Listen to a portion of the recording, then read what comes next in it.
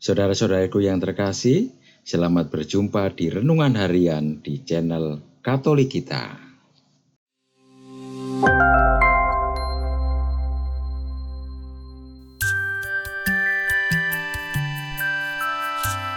Hari ini, Rabu, 30 Oktober 2024. Pekan biasa ke-30. Bacaan pertama. Bacaan diambil dari surat Rasul Paulus kepada jemaat di Efesus, bab 6, ayat 1 sampai dengan 9. Hai anak-anak, taatilah orang tuamu dalam Tuhan, karena memang haruslah demikian.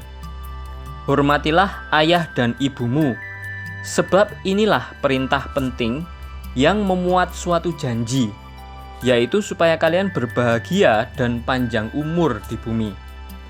Dan kalian, para bapak, jangan bangkitkan amarah dalam hati anak-anakmu, tetapi didiklah mereka dalam ajaran dan nasihat Tuhan. Hai hamba-hamba, taatilah Tuanmu di dunia ini dengan takut dan gentar dan dengan tulus hati, sama seperti kalian taat kepada Kristus. Jangan hanya taat di hadapan mereka untuk menyenangkan hati orang, tetapi taatlah sebagai hamba Kristus yang dengan segenap hati melakukan kehendak Allah. Laksanakanlah pelayananmu dengan rela, seperti orang-orang yang melayani Tuhan dan bukan manusia. Kalian tahu bahwa setiap orang, entah hamba, entah orang merdeka, akan menerima ganjaran dari Tuhan kalau ia berbuat sesuatu yang baik. Dan kalian, para tuan, bersikaplah demikian juga terhadap hamba-hambamu, dan janganlah mengancam. Ingatlah bahwa Tuhan mereka dan Tuhanmu ada di surga, dan Ia tidak memandang muka. Demikianlah sabda Tuhan. Syukur kepada Allah. Bacaan Injil. Bacaan diambil dari Injil Lukas, bab 13, ayat 22 sampai dengan ayat 30. Dalam perjalanannya ke Yerusalem, Yesus berkeliling dari kota ke kota dan dari desa ke desa sambil mengajar. Seseorang berkata kepadanya, "Tuhan, sedikit sajakah orang yang diselamatkan?" Jawab Yesus kepada orang-orang di situ, "Berjuanglah untuk masuk melalui pintu yang sempit itu. Sebab aku berkata kepadamu, banyak orang akan berusaha untuk masuk, tetapi tidak akan dapat, jika tuan rumah tidak bangkit dan telah menutup pintu.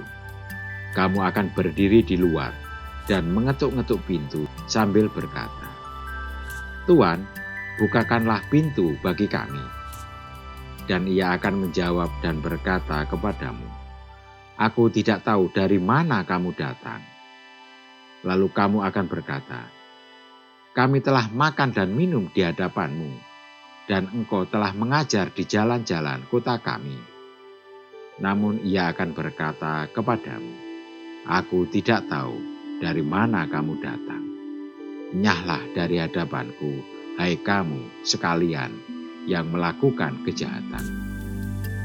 Di sanalah akan terdapat ratapan dan kertak gigi ketika kamu akan melihat Abraham, Ishak dan Yakub, serta semua nabi di dalam kerajaan Allah. Tetapi kamu sendiri dicampakkan keluar. Orang akan datang dari timur dan barat, dari utara dan selatan, dan mereka akan duduk makan di dalam kerajaan Allah. Sesungguhnya ada orang yang terakhir yang akan menjadi orang yang pertama, dan ada orang yang pertama yang akan menjadi yang terakhir." Demikianlah sabda Tuhan. Terpujilah Kristus. Saudara-saudariku yang terkasih, keselamatan digambarkan oleh Tuhan melalui sebuah pintu yang sempit dan pada suatu ketika ditutup tuannya. Keselamatan membutuhkan usaha. Kalau perlu berdesak-desakan sampai orang sulit untuk masuk. Keselamatan tidak didapatkan dengan santai atau nanti saja. Banyak orang Kristen merasa sudah dipulihkan dan cukup hanya datang ke gereja untuk dibaptis, terima sakramen pada waktunya, dan setelah itu cukup. Ini orang Kristen biasa saja. Bagi kita tidak cukup menjadi orang Kristen biasa saja. Merasa aman, merasa cukup. Setiap orang Kristen dipanggil untuk menjadi seperti Kristus. Menjadi seperti Kristus berarti tinggal bersama Kristus, masuk ke rumah Kristus.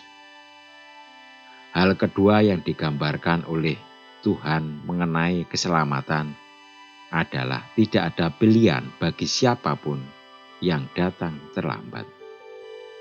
Bahkan bagi orang yang merasa mengenal dan telah membuat banyak pada Tuhan. Kami telah makan dan minum di hadapanmu, dan engkau telah mengajar di jalan-jalan kota kami. Mereka menyanyiakan kesempatan untuk masuk, dan tampaknya memilih menjadi penonton atau penggembira.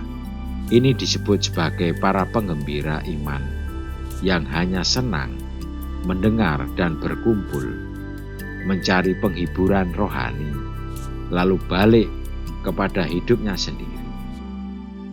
Kita perlu ingat bahwa waktu hidup kita terbatas untuk masuk ke dalam hidup Yesus dan tinggal bersamanya. Marilah kita berdoa. Ya Bapa, semoga kami tidak hanya menjadi penggembira dan penonton, tetapi sungguh-sungguh mau terlibat dan mengambil bagian dalam hidup dan karya-Mu bagi gereja dan masyarakat kami. Amin. Saudara-saudariku yang terkasih, terima kasih atas kebersamaannya di dalam renungan harian ini. Kita akan berjumpa kembali di renungan harian berikutnya. Berkah dalam.